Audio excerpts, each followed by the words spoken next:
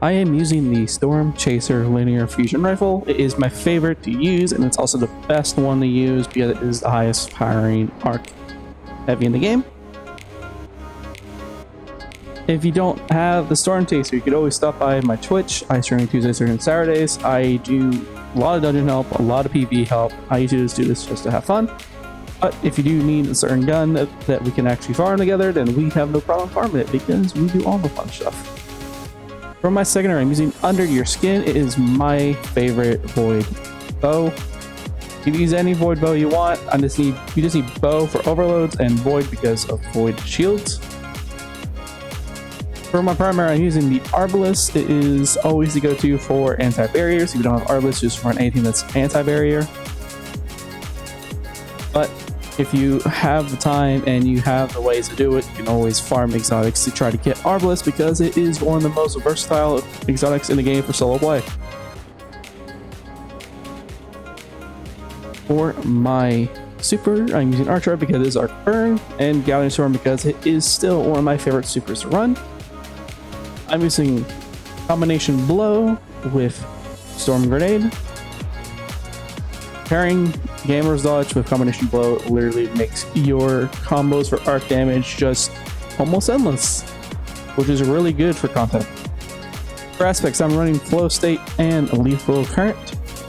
For fragments, I am using Resistance, Feedback, Beacons, and Shock. For my exotic, I am using the Assassin's Cowl just because it is really good for high-end content, especially when powered melee kills and finishers give you healing and invisibility. But if you don't have Assassin's Cowl at a high enough light, because you want to be as high as possible since this is a Master Lost Sector, run whatever exotic you want. As long as it either helps you or helps arc in any way, it's good to have. Or you can just run an exotic really to be as high as power as possible.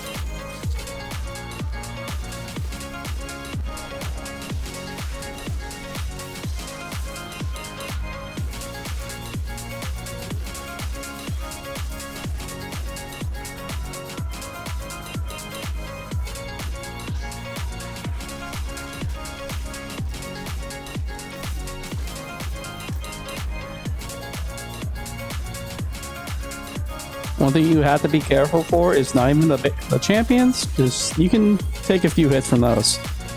It's the fact that Wyrens are in this Lost Sector, and they will, in fact, ruin a lot of people's day.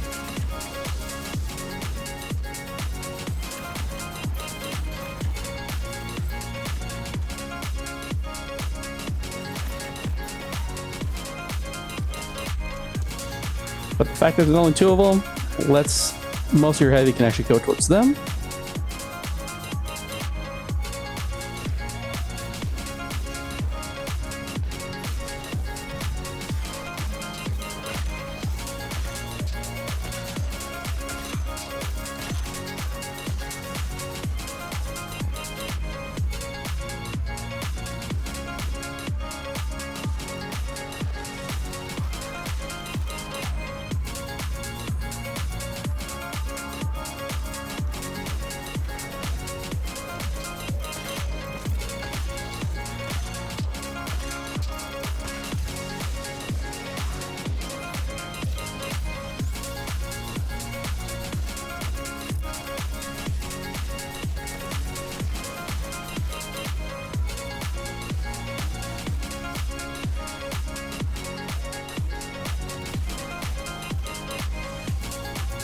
In fact, it is master. There are going to be 2 barriers you have to kill, but they're not like right on top of each other, so you are able to just separate them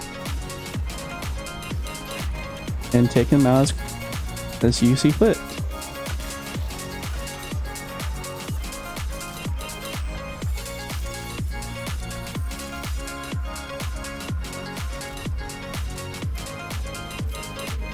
But if you do wait long enough, they actually do migrate to each other. How this one migrated to the same side.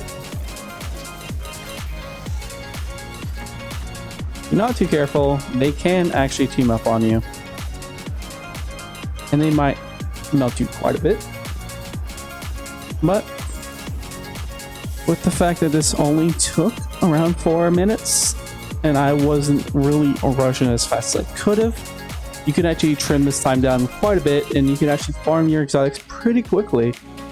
And hopefully RNG is on your side with the exotic you want. With, in fact, the roll that's actually pretty decent.